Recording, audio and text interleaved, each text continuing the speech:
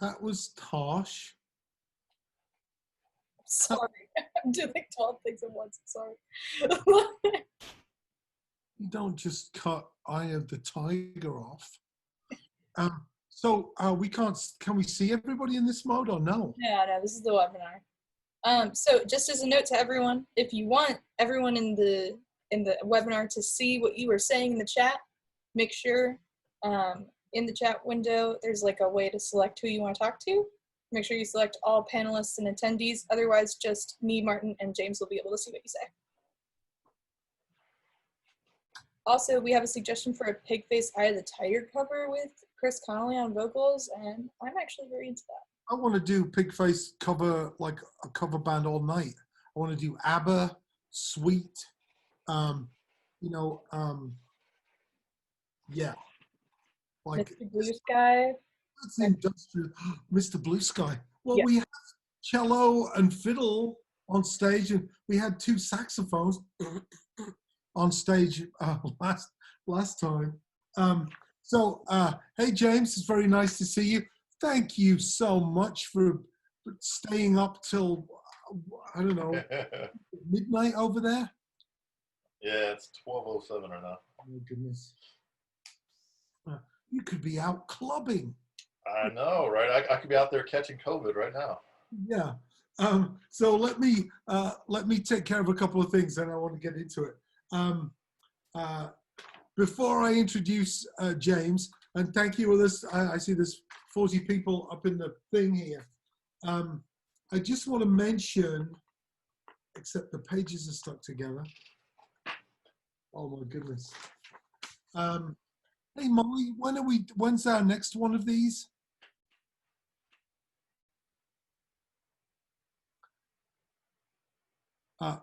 Thanks, Abby. Next Friday, October 2nd, really? Okay, so Friday, October the 2nd, we're doing a health and wellness panel. I'd be interested to have your opinions on this as well, James. With Ace Peaver. He's a certified addictions worker who's been involved in music industry since '96, a musician, tour manager, stage manager, sound engineer, production manager, and addictions recovery coach. He's the founding partner of Over the Bridge. His goals are to help break the stigmas associated with addiction and mental illness through education, awareness, and support, and provide resources to musicians, crew, and entertainment professionals. Like sometimes I joke, like, you know, there's people from all over the world that we're talking to, and I'm sitting in a basement in Chicago. And I think it's good for all of us to sit down and talk through some of the issues that we're dealing with, you know, especially in the music business, where I think we're encouraged to have that show must go on attitude, which doesn't, I mean, it works for the show, but, and I respect that attitude, but I don't think it always works for the people involved. So that is, I've already forgotten when it is. Next Friday, October 2nd. Okay, Friday, October the 2nd. Thanks, Molly. And as I'm sure you saw on the lead-in countdown, we have the all-day MmX, the all-day version of this, which we did in May, and we did last year on the campus at Millikan University. It was really fantastic. And we switched to virtual. And the all-day event is November the 14th, I believe. So that's just a date for your... Yes. Put it in your calendars. Thanks, Molly. So I want to introduce James Outwater. Well, I mean, I don't know if you saw my tweet today, James. I said, either tune in for some tips, because James has been involved with 31 Grammy winning or Grammy nominated albums. I've been credited on 31 Grammy nominations. Okay. And here's me, like, happy to be involved with one, you know. Well, I said, so either tune in to get some tips from James, or PayPal me some money. And I'll pay somebody to I mean, the list of people you've been involved with is just, uh, it's a testament to your work ethic, and you must be easy to get along with. Well, I gotta know that. Kanye West, Yo-Yo Ma, PJ Morton, Jamelia Woods, Kirk Franklin, Kurt Elling, Adam Levine, Cowboy Troy, Tom Higginson of the Plain White Tees, Donald Lawrence, Lupe Fiasco. That was the song that we heard coming in. What was the name of that song? Daydreaming. Daydreaming. It's really cool. Hezekiah Walker, Rihanna, Anthony Hamilton, Mavis Staples. So, where to begin, really? Well, why don't we start with your start, and how did you get into this? How did you even want to get into it before you started in it? I mean, let's see. I mean, I grew up on music, you know, like probably everyone on this chat, and at some point I got intrigued enough to you know, start to dissect it a little bit.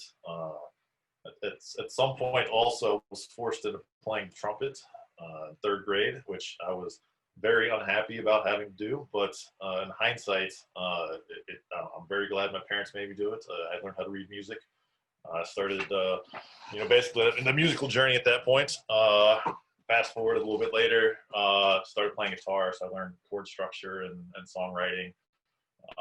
Sang a little bit. At some point, it was before home studios, so we had to go to a studio to record, and that was right about the time where I had to figure out what I was going to do with my life.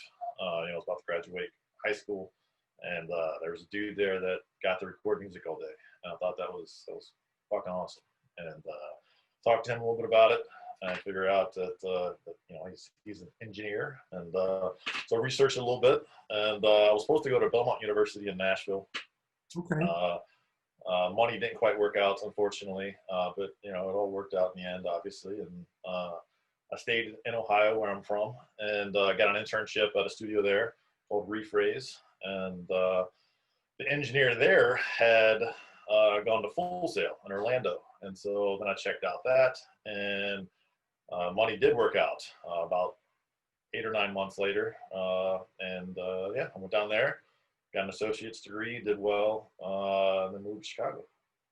Okay, let me stop you there for a second. Okay. You mentioned your internship, which is something that I know there's a bunch of students from Millikan participating in this. Can you talk about that internship a little bit? What you thought it was going to be, what it actually was? Did you have more than one internship? Yeah, yeah. So the internship I just mentioned there was when I was still 18, and I had, I mean, you know, I had, you know, the basic like SoundForge on my home PC, compact Presario. You know, I mean, I just started to dabble in the digital audio, not like people today who are, you know, raised on GarageBand and Logic and that kind of stuff. Yeah, so that internship taught me a lot. That was before I went to school, and I knew I still needed to go to school. But at that point, I mean, I learned a whole lot of what not to do in the studio about etiquette and, you know, staying out of the way and being a fly on the wall, not stepping on toes, not saying dumb things. I mean, I'm generally pretty quiet, pretty introverted anyways, but, you know, it only takes one time to be, you know, given a dirty look to realize that you don't want to do that again. You know, I mean, you got paying clients in there, you know, and as an 18-year-old, you know, I'm barely business savvy now at 36. So half a lifetime ago at 18, I was incredibly naive with anything money and business related. So that I was the bulk of what I learned at that internship, and I learned the basics of signal flow. One of the greatest things about being there, one of the biggest takeaway was just learning like what a mic panel was, what an XLR panel was, learning how to wrap a cable. Because when I got to Full Sail, at least I had a little bit of bearings, where a lot of students were still wrapping their head around what is a mic panel and why do you need it, and, you know, that kind of stuff. So I was able to kind of focus on some of the more advanced things at Full Sail. But then after Full Sail, I got another internship. I had 2 internships, a quick one at Rax Tracks and then one in Hinge Studios where I ended up, kind of climbing the ladder all the way up until, man, that's where I did that Lupe track even was a couple years after that. So, what kind of a time frame are we talking about? So internship and then Full Sail, was that like 18 months at Full Sail or 2 years? So back then it was 12 months. Yeah, well, I think it was like 45 hours a week of school or something like that. I mean, they say don't have a job because, it was definitely, they would purposely give you like 2 a.m. to 6 a.m. labs, to say that they were getting you prepared for the industry and whatnot. It was fine. I was ready for that. I mean, they definitely make you aware of it. So yeah, I mean, that was 12 months down there, and then I moved to Chicago and interned for free for I don't know, 4 months or so, and then made peanuts and gradually, kind of climbed the ladder. But by the end of my first year in the industry, just hard work and luck, the opportunity, and it was basically all of a sudden I was working on album of the year for Kanye's Late Registration. The first year out of Full Sail.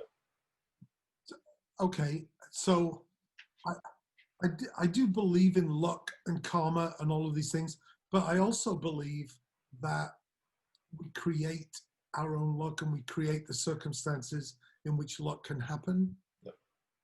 So how did that happen?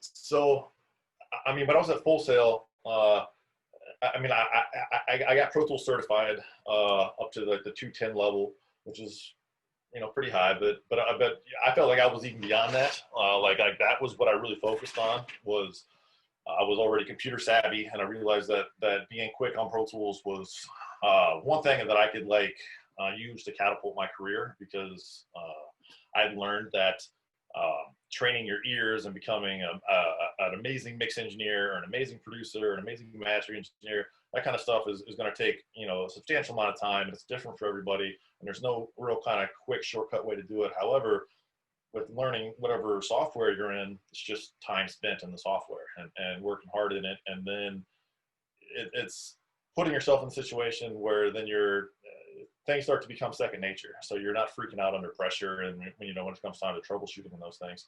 So that was my biggest upside when I got into my internship, and then to an assistant engineer and a staff engineer and up the head staff engineer, was that I didn't buckle under pressure. And there were definitely guys around me who were, nearly as quick as me at Pro Tools, but maybe better at me at fixing cables, soldering and the technical side of things in that regard that I'm still awful with.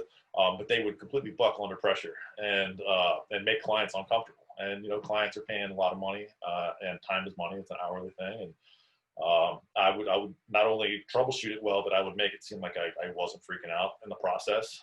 And I was told many times during the process of it all, and throughout the years afterwards, that was a lot of kind of what kind of helped me out. And at that time I had big long ass dreadlocks. Oh, I don't know. Yeah, so I just lean back in my chair and I got these big ass dreads, and so I just looked, I looked at the part, I think, but you can't completely fake the funk. You still got to know how to back it up, and at that point I was really really good at Pro Tools. I mean, I'm sure you'll ask me something about Kanye at some point, but for all the ups and downs of that relationship, there was one thing that he definitively said, is that I was the fastest Pro Tools engineer in the world. And this is the guy who is in the studio 350 days a year at a different studio every day throughout the world. So to wow him wasn't my goal, but at some point I realized that I am really fucking good at Pro Tools, and especially with hip hop, it's just about being fast and being relaxed, and it's not rocket science to make a hip hop vocal sound good. Right. And just so you know, I don't know if you can see the chat, but I saw but yeah. Michael Scott just Oh, this man is really awesome. Really fast on Pro Tools. Hey, Michael Scott, awesome. Michael Scott, the paper company. Mm-hmm. And who else? I saw Sean Wilkes. It jumped on the chat as well. So two of my favorite guys from SCE right there. They're awesome cats. So you just described a path to me that I hadn't actually thought about before, which is it's really interesting. You're you, you're not developing your ears and some esoteric vibe about a thing. It's like you're just like a fast typist, right? And so you create a different value. Initially, I'm just saying initially, you create a different value proposition to the client, which is like, this guy's so fast, I can think. I don't have to sit here and with my ideas backing up. I can puke my ideas at this guy. He's all over it. And the more you work, the faster you get, right? And that's just a really interesting angle that I hadn't thought of before, you know? Yeah. So, yeah. So how about, because we're talking platforms, what if somebody comes in and here you are, Mr. Pro Tools, and it's like, great, we've got this one on Machine, we've got the demos on Fruity Loops, and we track the vocal of this thing. This is in Logic. Like, did you become fluent in many platforms or just? Well, I mean, the good thing about Pro Tools is it's still considered the industry standard, and so it's the one DAW where I can, you know, it has the built-in excuse of saying, you know, this should be in Pro Tools. I mean, it can only take you so far, but at some point, yes, you got to figure out how to make the client happy and to merge all the different sessions and all the different recordings from different DAWs. However, especially then, I mean, if we're talking about when I was really starting my career, you know, 12, 15 years ago or so, I mean, it was substantially more Pro Tools based. I mean, and Logic was used a decent amount, but it was really those two. Now, I mean, you're right. I mean, there's a whole lot of Machine and FL and Ableton and Logic and everything. But now, I mean, it depends on the genre. I mean, a lot of times it's pretty rare when it's that example that you had mentioned where it's in so many different DAWs like that. Because a lot of times, especially in pop or hip hop, a lot of things are done to a 2-track, to a stereo rough mix, a producer rough mix. And at some point, we're going to get all those files split out. And that's whoever wrote that part, the producer, or, you know, whoever added the drums and whatever DAW they're in. And then it's their job, it's their task to bounce it out. And that's part of their skill set, is to easily deliver it professionally, you know, the handoff to the next person. And that's something that gets them another gig, is that, oh, wow, that's super easy. I mean, I say that all the time when I'm mixing and I get, you know, files from Logic or something, and everything's named super easy to look at, and there's not a ton of stereo tracks, and they should just be mono, or there's not a ton of duplicates for no reason, or a ton of empty tracks, or whatever it is. I mean, there's I could go down a huge rabbit hole of do's and don'ts from a technical standpoint, but I don't think that would you know, be anything boring right now. But when that does happen, I definitely make a point to say thank you. That was incredibly simple and straightforward, and it makes my job much easier and fun to just jump into the creative aspect of things. So, yeah, I mean, I hope I kind of answered the question, but generally, at some point, I did start to get a little bit more into each DAW. I know the basics of Logic. I know the basics of Ableton. A really good analogy that I heard at some point that I still repeat quite often is when you talk about different DAWs is they all can pretty much do the same thing. It's basically like going to your buddy's house and looking for a fork. You may look at every single drawer in the fucking place, but at some point you're going to find a fork. It's the same thing. You look at every menu. At some point you're going to find, you know, how to quantize. You're going to figure out how to, you know, copy and paste, or, you know, fly something around, or export or bounce, or whatever it is. Audrey Martinovich just commented, AAF's baby. AAFs, okay. I don't know what that means. So yeah, it's a format where there's certain basic principles of a DAW that'll automatically transpose from different DAWs, so like volume, pan, that kind of stuff. OMF is the original aspect of that, and that's better in theory than in practice, in my experience, though. Okay, so you're in Chicago. Yep. And so then what happens? So the studio that I was at, I mean, they had in my opinion of Chicago, and I love Chicago, but my opinion of Chicago is that, if you look at my credits, it definitely backs up this. Chicago's the third biggest city in the U.S., and it's, arguably the fourth or fifth biggest music city in the U.S. There's obviously New York, LA, Nashville, and then Miami, Atlanta, and Chicago kind of fight it out there for fourth and fifth. The bulk of the heavy credits are people that are the artists that are from there, or somehow tied to there. They're producers from there, or it's work that people pass through there on tour. It's not a destination recording city like LA is the number one destination. The weather's beautiful, right? No one's going to come to Chicago in the wintertime unless they live there, right? So that's exactly was my experience. And even when I was doing a lot of big stuff, I definitely had thought about potentially relocating to LA or New York. But I love Chicago, and so there's trade-offs to the whole thing. It's not just about a career-focused situation. Sorry, I got sidetracked. You were saying I was in Chicago, and then what happened with that? Oh, sorry, the studio. Yeah. Sorry, I'm back on track. Your journey to Chicago, Yeah. And then I went off on some sidetrack. Yeah. I'm back now. So, anyways, the studio that I was interning at, that I was climbing up, they had done some big stuff sporadically, and most of it was like Janet Jackson, who was on tour, 98 Degrees, who was on tour, Smashing Pumpkins, because they're from Chicago. That kind of stuff. But that kind of stuff was scattered throughout a lot of smooth jazz and a lot of gospel, because those scenes are really big in Chicago. A lot of jingle work, that kind of stuff. So that was all before I had gotten there. But they definitely had, but the thing is that Kanye, since he was, a teenager, had been going to Hinge. And, he had gone to a couple studios around Chicago, but he had really liked Hinge, and the owner really took care of him. And so when Kanye started blowing up, and when he was in Chicago, he liked going there. That was kind of his little sanctuary.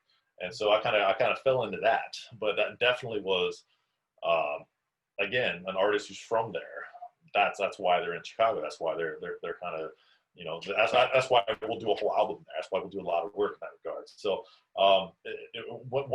once we ended up doing the Kanye thing, which could be another whole conversation, but once we started doing the Kanye thing, and that blew up, that went out in the year, then that blew up the studio, that blew up the owner, and that blew up me.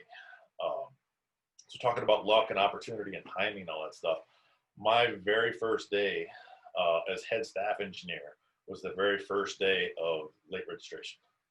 And it just happened to work out the way that the engineer above me, who was, 5 or 6 years older than me, he was married, he was going to move back to Indianapolis and start having a family. And so he didn't know that Kanye was about to, do late registration with us. And so that was just dumb luck. And I happened to be there. But again, you have to be ready for it, and you had to put all the work and hope that something was going to happen. And then you have to live up to it, which isn't easy at all. It's a shitload of hours and really stressful. Not especially a lot of money at that time for me, for others perhaps, but not for me. But you're paying your dues. You're working on album of the year. And again, I just graduated college a year before, so I was living the dream. And I was, I had no idea that this kind of shit doesn't happen every year. I just kind of, it's ridiculous what I'd fallen into. And yeah, so after that record blew up, then Lupe was coming up. Lupe was featured on that late registration record, and so we did Lupe's Food and Liquor, which is my favorite record, a full record that I've ever done. And from that, Rihanna would come through town, and she'd call Def Jam her label, and Def Jam said, yeah, go to Hinge. And so boom, we were working with Rihanna because she's in town. Same thing with Ludacris and that kind of stuff. Wow. Okay. So I do want to ask you about Kanye. So I just wonder about, I see so many different students and so many different people. Some people are almost like science-based, and there are other people who are more emotionally based in feelings and vibes. Where is the intersection of you're working on your Pro Tools, which is I would say there's a scientific element to that. Yeah. But how does that then intersect with how you have to deal with an artist? Right? Is there almost a customer service component? Oh yeah, definitely. Especially because every artist every musician, every genre is going to be different, you know, and they're in the studio being creative, and a lot of times they're very vulnerable because they're also, you know, they're making mistakes. You know, it's not, you know, all of us in the music industry who's ever been to a recording session realize that it's very, very rare to have a one take magic take. I mean, there's usually 40 takes or 50 or what, you know, whatever. Some artists are in their writing, and so they're not even trying to get perfect takes. They're just freestyling or whatever it is, and so they're vulnerable. And so it's a matter of how do you, you know, your facial expression, your body language, your vibe. You know, you got to kind of be a chameleon in that regard for each different artist and each different genre. And you got to think 10 steps ahead because they're in their own creative zone. And, you know, the bigger the artist they are, the more of a superstar they are. I mean, you know, it's more money, more problems, right? I mean, it's not, then all of a sudden, yeah, I mean, they're being creative and they're here in the studio and they're doing this, but they also got a manager and a girlfriend and then, you know, and then everything else. I mean, and you know, so many other things pull them so many different directions to where I can't get sidetracked into all that. If my job is to be a chameleon, to not mess up the vibe, but I have to be on my shit. And so I got to think about, you know, what may be developing here. So it's making damn sure that the mic's already set up and tested and the headphones are working. And, you know, if it's someone who's going to be using auto-tune or may even potentially slightest chance using auto-tune, you got to know what fucking key it's in.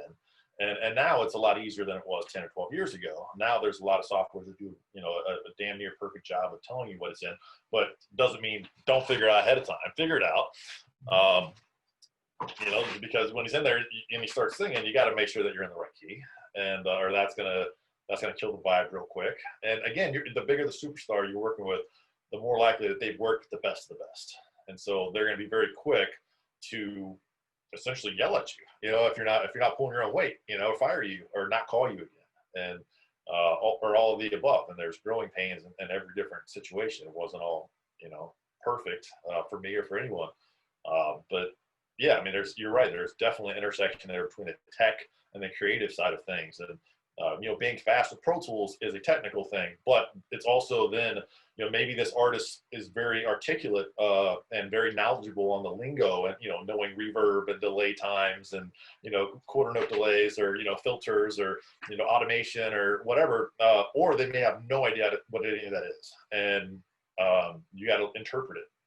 You got to read minds. And if you're thinking ahead, then you're able to know and be creative and think, you know, what could he possibly mean or what can I add to this equation while not overstepping the boundaries of the creative scenario but then implementing it quickly and to where it doesn't, you know, it doesn't hold up any of the process. Does any of your work like ever transition into co-writing? Do you get It definitely can. I generally haven't gotten into that a whole lot, but I mean, a lot of engineers do. I've only recently I played more guitar since COVID hit than I have in the last 10 years. I bought a guitar the first day of lockdown because I knew I was going to be stuck inside. And I used to play all the time, but basically once I started becoming a professional engineer and I dealt with professional musicians all the time, it's about the time I realized that I should really be focused on what I'm really good at right now, which is being an engineer. And I produce sometimes, but I would write occasionally, but I would still have other musicians come and play what I had written.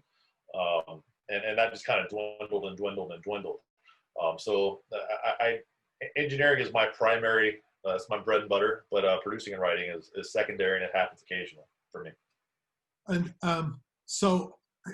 well, I feel like I want to go in like 5 different directions, but I'll just go with where this is going.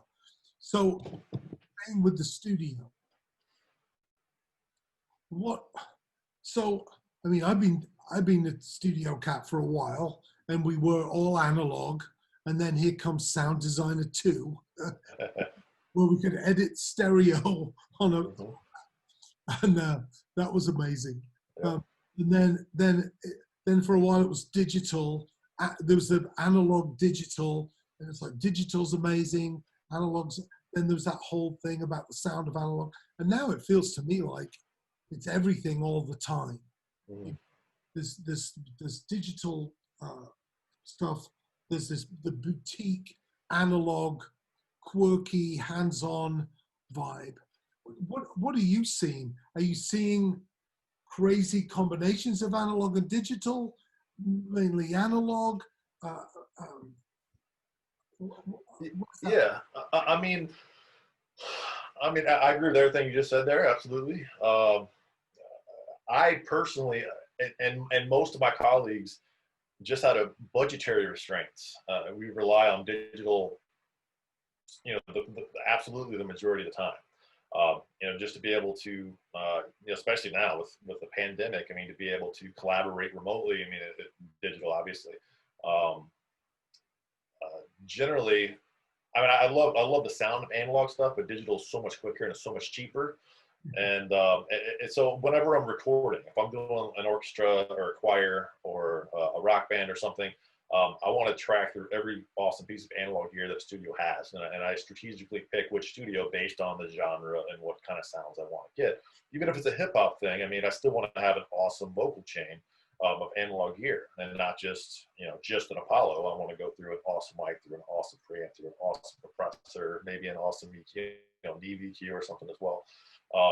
And all that stuff's going to make my job that much easier in the mix because I'm going to mix it completely digitally.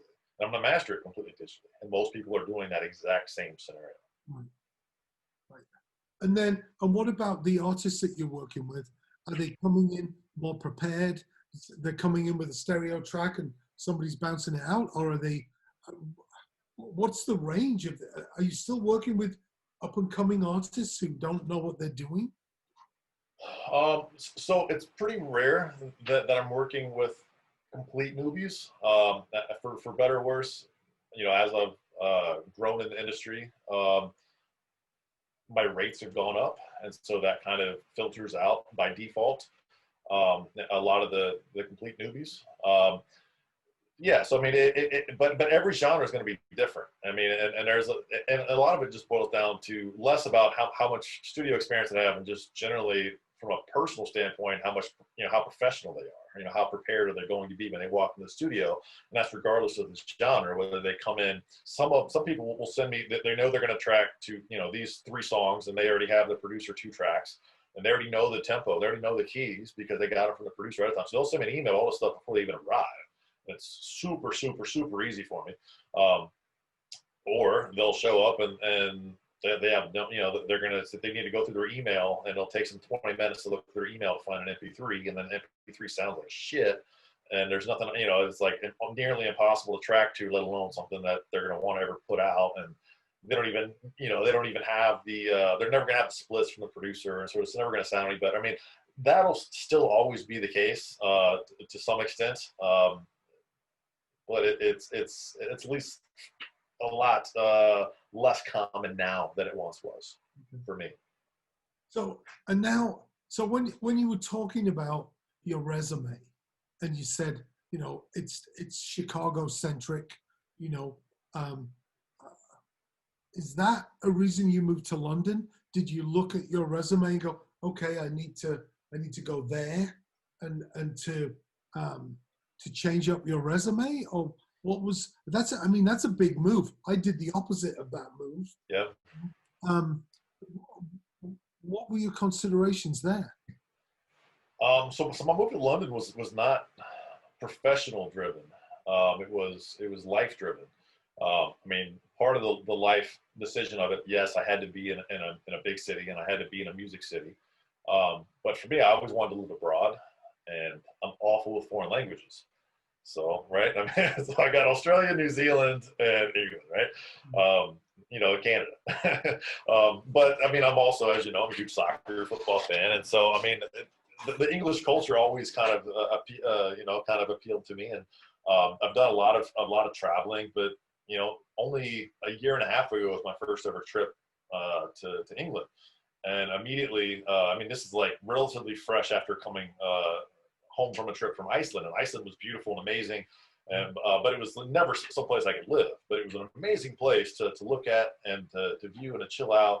But there was a language barrier, and I needed to be in a big city, and it's incredibly small. Beautiful though. But I get to England, obviously I don't have to deal with the language barrier, duh. But it's also just, I mean, the people are great. There's such history here. There's such culture here. The music history is amazing here. so I got to London, and it was the first time that I ever said, "Man, I totally fucking live here." And but you know, I was definitely still timid, but yeah, I said that to my brothers, like, you should do it. And so I started looking into it, and realized it was going to be really hard. But it eventually it worked out. I mean, it was not easy, but my decision was not career based. To answer your question, I mean, yes, I love what I do, and I'm continuing to do it here. Um, but I'm not in a huge rush to. I mean, yes, it'd be amazing to land here and be super established immediately, and to make a ton of money here immediately, and have another beautiful studio here immediately.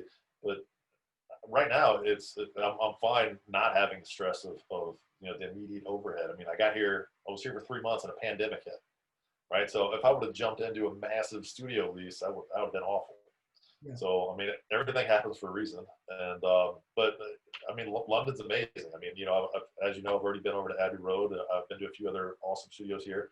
I mean, there's such history, and of so many amazing badass bands and albums that's been here. I can't wait to further experience that. And I saw a picture of you outside Abbey Road, and I tell people, yeah, if I walk past Abbey Road, I do the zebra, The walk, yeah. and I take a picture outside Abbey Road as well. But you did a seminar, you did a workshop, didn't you? Yep. Yeah, man. So I'm sure any engineers on the call are just like, holy cow. So what was that like? Abbey Road. Yeah, being in there. I mean, it's ridiculous. I mean, so in preparation for Abbey Road, I went back and the Jeff Emmerich book. And for anyone who doesn't know, Jeff Emmerich is the Beatles engineer. Here, There, and Everywhere is the book he wrote about recording the Beatles. And I didn't grow up on the Beatles, and I always kind of blew off the Beatles and said, man, Nirvana, Pearl Jam, fuck the Beatles, kind of thing. But eventually I realized, I mean, not just the pop songwriting ability of the Beatles changed the world, but the recording techniques, the production techniques changed the world. And so I finally, I'm an awful reader. My ADD doesn't allow that, but I can do audiobooks. And so I found the audiobook for Here, There, and Everywhere. I think it's like 10 hours long or something. And I listened to it over a couple of days, and it was amazing. I learned all these tricks and everything. And it was such a well-written book. It's such a perfect book, to where when I walked in Abbey Road, it was like I knew exactly what I was going to see before I saw it. And I mean, it's in Studio B, that it has a certain smell to it. It's like it was like I knew what to expect before I got in there. And but yeah, I mean, it's such a legendary place. I saw most of the building, but it's a huge building. So there were still a couple places that I couldn't see. But I got some friends and contacts over there now. So hopefully I'll be doing some work again over there sooner than later. But regardless, I mean, I'm here for at least 5 years. That's how long my visa is here before I get kicked out. But my visa allows for pathway to citizenship. Maybe I'll have dual citizenship. Oh, so okay, now I want to go in both of those directions. All right. Can you talk a little bit? So once again, we've both gone like that, right? Yeah, right. So how difficult, you can't, right? People can't just get on a plane and go to London and start engineering. You have a work permit. It's a 5-year work permit. And I know I've been in the studio in London with performers who have friends from other countries come and visit, and they're allowed to stay for like 3 days. And then the police come to find them. I mean, it's just serious. I think it's because of this socialized medicine. That they really are very heavy with the immigration policy. So what did you have to, what hoops did you have to jump through to be able to be there? So yeah, I mean, everything I was reading, and all the random blogs and groups I would find, I mean, it made it seem essentially impossible. I mean, unless you marry a Brit, or unless your parents or maybe your grandparents, or have some kind of British heritage, Those are generally the ways to do it. If you're Canadian, New Zealand, from New Zealand or from Australia, you have Commonwealth, and you can do that, but not Americans. And so it looked really kind of no way. And so I was looking at there's like an entrepreneur visa where you have to put like I think it's like 100,000 pounds into a business or something, and da da da. But you can do it, and you know it's not ideal, but it's like, well, if I came here, it would be for a business. And so I'm thinking about that and a couple other avenues, none of which were ideal or made any sense. And I found this one that's called a Tier 1 exceptional talent. And as I'm looking at it, and eventually I see there's like an arts and culture, it's for like tech people and for scientists, and then there's like for like the cultural aspect of things. So like the world's best dancers and the world's best singers and the world's best actors and whatnot, if they want to come here. And so yeah, I was looking at it, and eventually it says, Grammy Award. I'm like, ooh, yeah, and I got one of those, How many do you want? Yeah, so they had a shitload of it's like a 55-page long PDF, and there's no one you can call and ask, for help. You can from the government. You can pay an expensive immigration attorney, and they'll help you through it, but there's still no guarantees. But I ended up doing the entire process myself over several months. It was not easy, but yeah, not only am I here, but I'm here for 5 years, and my 12-year-old daughter's here, and life's good. That's cool as hell.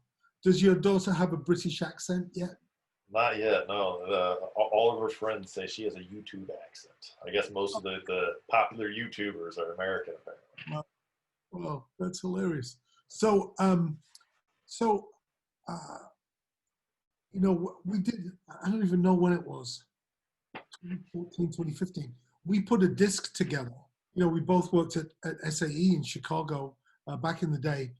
I put a compilation disc together with some Chicago tracks, Nashville, I think LA, South Africa, and a couple of tracks from London. And it made me remember there's a different vibe to music, or at least there was for me back then. Yeah. I would say, I don't know, an SSL bus compressor crunch to stuff, jungly, mad electronic, crazy rave dance floor vibe, glitchy stuff migrated into pop, dub, all the stuff is going on.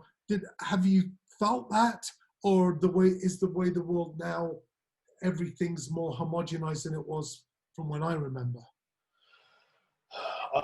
Right now, the grime culture is what's really sticking out to me as a huge difference here versus in the U.S. It's basically hip hop here versus hip hop there. It's quite a bit different, and to me, I really respect it, and I haven't had a chance to dive into it, but I'm excited to. Similarly, with like the style of rock, there's a lot more, I think, punk influence here. There's this band called Shame, who I went and saw in Chicago, but they're from here actually. They're signed to Dead Oceans, I think. Yeah, they're very Sex Pistols-esque as far as like how much energy and just fuck you attitude they have. And it was just amazing to see. And I hadn't seen anything like that in America in a long time. So yeah, there's definitely a difference here in the music, but funny enough, especially with the pandemic and being new here, a lot of my work is still mixing and mastering from Chicago-based clients, but also international work. Like I'm working on an artist from Canada right now, from Switzerland, from France. So I just did something from someone in Israel.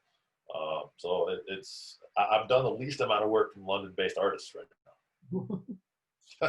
Thus far. Yeah. I remember I remember when I moved back to the UK. I was back in the UK for 3 years in the early zeros, and all of my work was coming from the States still. I was in the studio all the time, but the exchange rate between the dollar and the pound, whatever was a dollar in the States was a pound in England, except the exchange rate was $2 to the pound. So it got really quite difficult. Are you seeing is any of that happening? Are things smoothing out? I mean, it's basically $1.30 for every £1 is what it is now. And the lowest, like right when the pandemic hit, it went down to like 114. And so I should have exchanged a shitload of money right then, but I did exchange a lot at $1.20. And right now it's like at 127. It was like 133 like a week or two ago. But yeah, I mean, I have to like be aware of it. I have alerts on my phone to let me know, because yeah, I mean, I have a lot of US dollar payments, a lot of it's sitting in PayPal, and I'll only transfer it to my UK bank account when it makes sense. As Sean Wilkes just posted, it's 127. Yeah, thanks, Sean. It is 6:50. I was just wondering if you want to maybe open it up to questions. I just want to be mindful of James's time. I know it's very late over there. Are you saying that they're not interested in the exchange rate, Molly? I wasn't saying that, but I was saying maybe. Well, I think it's our job to point out things that people might not be aware of. Oh no, totally. I think that's yeah. Well, and I think that's we've talked about that a couple of times throughout these sessions. We had Emily White with Interning 101, and one of her big tips is to like make sure you do some sort of study abroad. Get used to the travel, the current, all those accents. So, I guess what I'd like to finish up with is, before we get to any questions. So, if you could tell you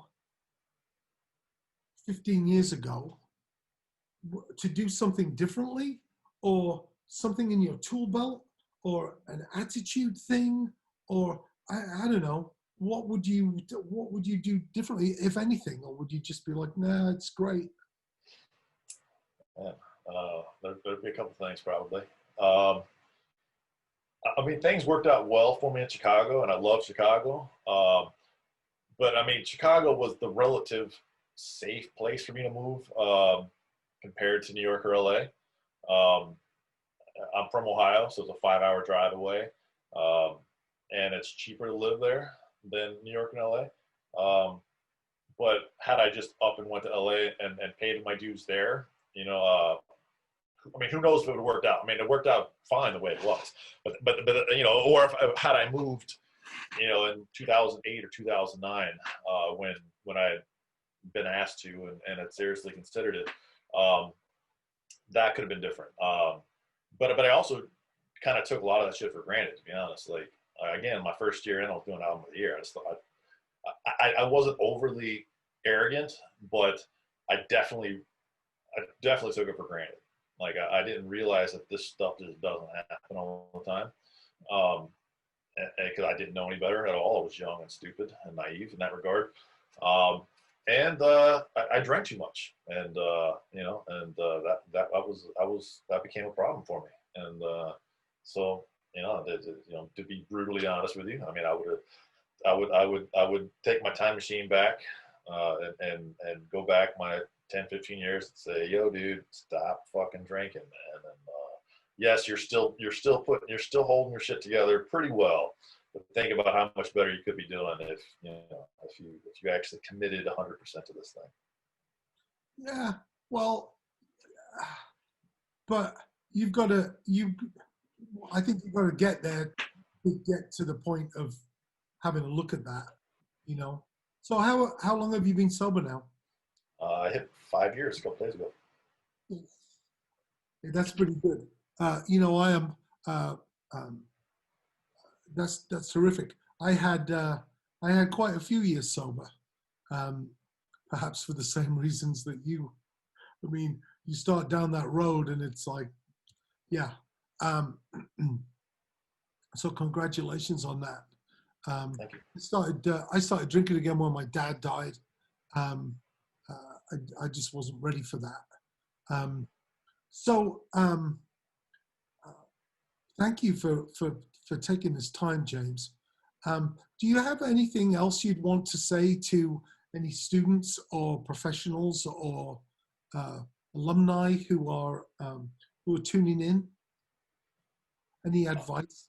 Any advice? I mean, just stay humble. I mean, and you know, consistently remind yourself that there's always someone better than you out there. And so, you know, don't rest on your laurels, or, you know, regardless of how successful you think you've become to a certain extent. Um, so, I mean, that's the professional advice. The personal advice is to realize that there's more outside of just your career, and and strike a good balance, and you know, find whatever it is that makes you happy. I love my career, and so I'm not happy without my career, but I still need to have a little bit of that, you know, separation, and for everyone it's going to be different. But I think it's, you know, it comes with maturity. But I think it's really important to not overlook that. That's good advice. Here's a question from Sammy. He said, how does your mixing approach differ from genre to genre, with a gospel album where there's multiple vocals, or yeah, I mean, because you're pretty much in every genre, right?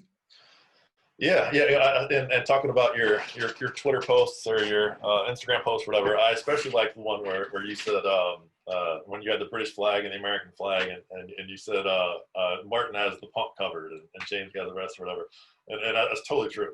But there's this young artist named Mimi Barks, who I'm talking to now about doing some of her records.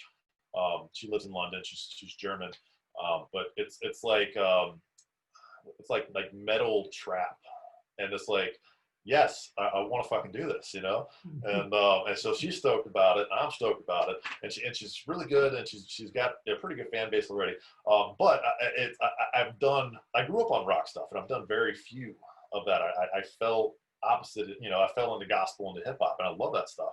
But I love everything. I mean, I love doing classical and jazz and everything, but I've still done the least amount of rock. So I'm very excited about this new project. But to answer the question, every different genre is substantially different in how you track it, and how you mix it, and how you master it.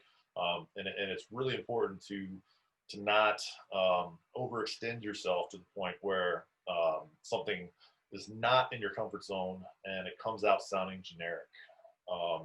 And that'll leave a very negative stain on your reputation, especially if you know, do that classic mistake. I mean, you should not you should do the opposite of the mistake, and that means you should underpromise, overdeliver, right? So don't get yourself into too many of those situations that you can't deliver on. But specifically, how do I approach a gospel versus hip hop thing? I mean, hip hop, I mean, it's going to be so drum heavy. It needs to have super heavy transients. It needs to really knock hard. The low end bass, especially 808s and those kind of things, really needs to be round and full and make the subwoofer rattle just the right way. Gospel, generally they're going to be live drums, maybe mixed with some MPC, you know, basic kind of loop stuff, but it's not going to hit, you know, your subwoofer the same way, and that kind of mix. You can always tell when a hip hop engineer has done another genre outside their comfort zone, because it's nothing but kick and bass and an over compressed snare, and so you know, and maybe like the lead vocal, but then the background vocals are really quiet or filtered oddly or something. So I mean, yeah, I mean, if it's gospel, especially if it's a choir record, that choir's got to be front and center. And yeah, I mean, everything still, I mean, in every genre, you got to hear everything. But then it's just a matter of that, you know, taking it from here and you just, you know, doing the nuance of what really makes that genre that genre. You think about reggae, you think about the reggae low end and bass. You know, you can't make a reggae record without that. You can't make a reggae record without delays and reverb. You know, it's just going to sound generic. So when you go into a new studio you're unfamiliar with, are there a few songs that you listen to in that environment to get a feel for that environment? Yeah, I generally listen to stuff that's. I have a flash drive that I carry around with me that has like basically like my demo reel or whatever. I mean, it has an ongoing list of stuff that either recently or stuff from 10 years ago. But I know exactly how it sounds, and I have a couple go-to songs that to me are like my best mixes, and they're my best mixes because they were amazingly written songs and amazingly produced songs and amazingly recorded songs, and then I did my job in mixing them well, and either I mastered them well or someone else did. But Yeah, I mean, yeah, there's a ton of great sounding records out there, but I'm most familiar with the ones that I spent the most time on intricately, and I'm going to know all those nuances better than, a Radiohead record sounds amazing, but how much of the nuances do I really know versus something that I dove into for 30 hours on a song, And is there, when you did that track with Lupe, for instance, when you're working on the track, do you like, oh, here we go? Do you know, or have you been surprised by some artists? Yeah. Hmm. I mean, we started working with Lupe before he did that Kanye feature. Um, so yeah, I mean, we didn't know Lupe was going to be big. But I mean, he was an incredible lyricist. I mean, he was, arguably the best lyricist I'd ever heard. And he was unsigned, or he was signed to Atlantic, but I mean, no one really knew him, So I mean, I don't really know where it's going to go. But then that album got nominated for Best Rap Album, and I didn't know that was going to be that big. When I very first started working with Kanye, I underestimated Kanye, to be honest. I didn't have a ton of respect for him. And then he absolutely proved me wrong. I mean, he's very non-traditional in his approach and everything about him. But because he's so incredibly arrogant and so incredibly bipolar, he can stick to those and he pull them off.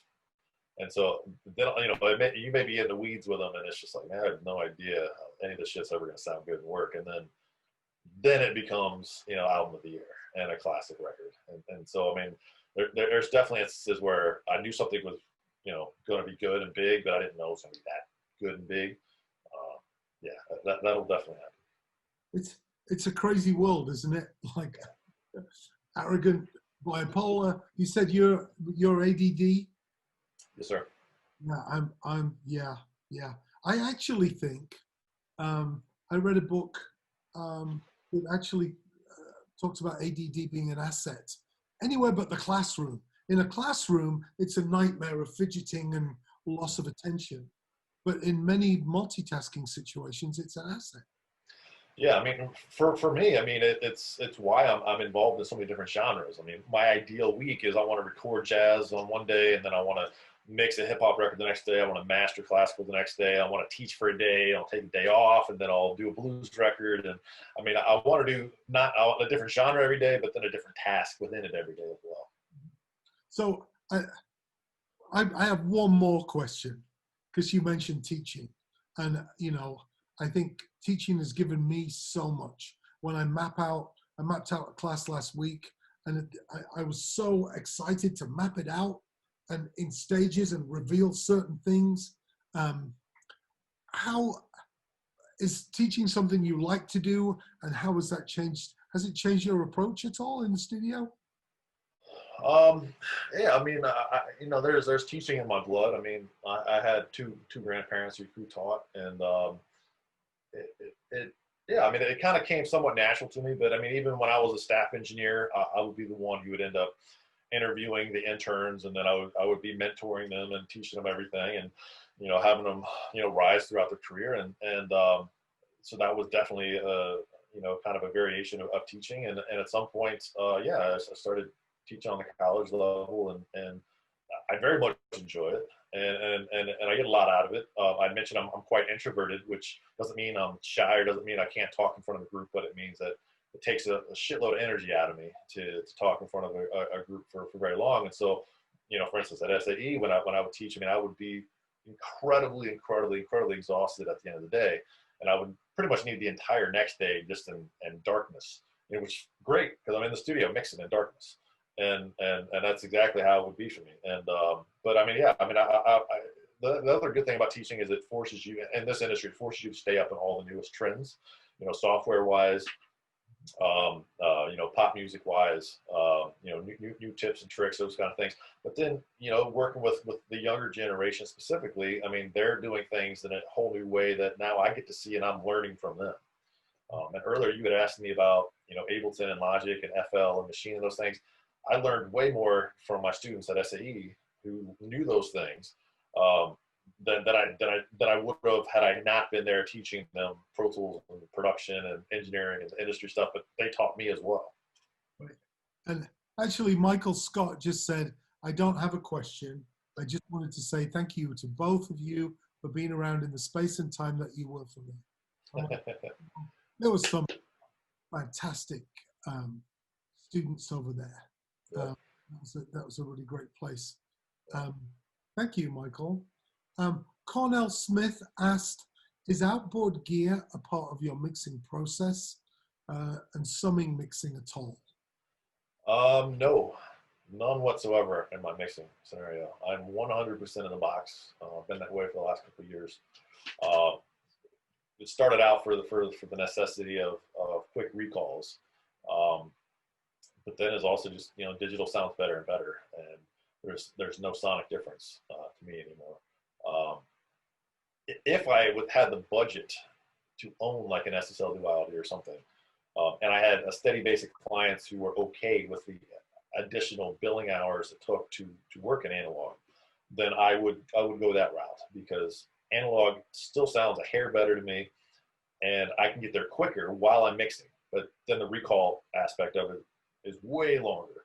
And most people, most labels, most producers these days, they say, yeah, man, it sounds great, James. That mix sounds amazing.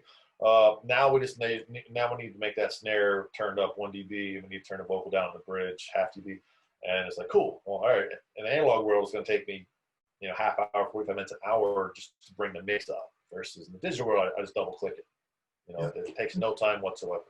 And what happens in analog world is someone say, great, the vocals sound better, the snare, but did something happen to the bass? Like,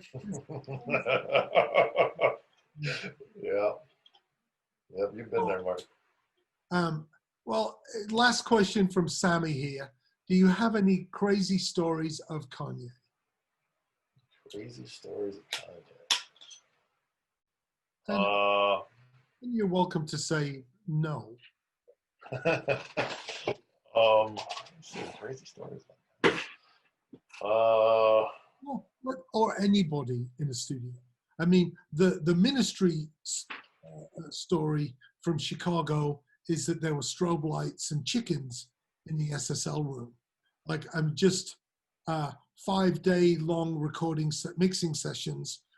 It was absolute. I mean, I wouldn't want to be an engineer or anybody in there. So I guess what Sammy's looking for is something like that. I don't know. I mean, there was definitely some stripper parties, not necessarily with Kanye, but I mean, you know, yeah, I mean, I've definitely had a fair share of strippers who would maybe do more than just strip in the studio.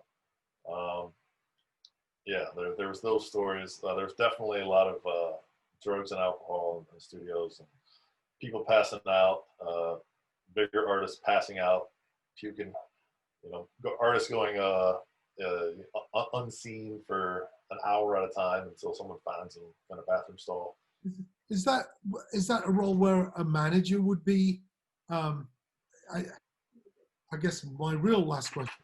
So, in a situation where an artist is coming up and messing around with whatever they're messing around with, have you had to interface with management and labels?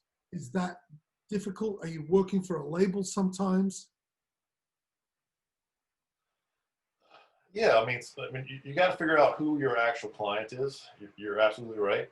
I mean, who is it that I need to make happy in this scenario? Sometimes it's the producers paying the bill. Sometimes it's the label. Sometimes it's the artist. I mean, ideally, you're making everyone happy. But in that specific scenario where, you know, if the artist is essentially wasting the label's money, wasting everyone's time,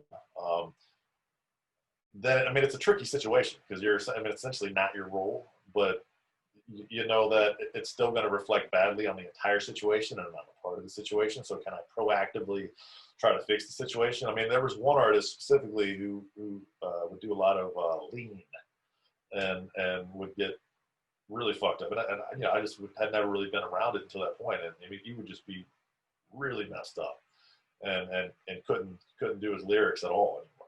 And And I talked to his manager to make sure that he saw like how bad it got. It was over a period of months that it had gotten worse. And yeah, I mean, that's what I did in that situation. I don't think it changed anything or fixed anything, but I was definitely making it, making someone aware that from what I was seeing, it was getting pretty bad. And that was still when I was drinking and smoking myself. And so, I mean, I was no angel, but I mean, this guy, I mean, I couldn't believe me, and he could barely walk.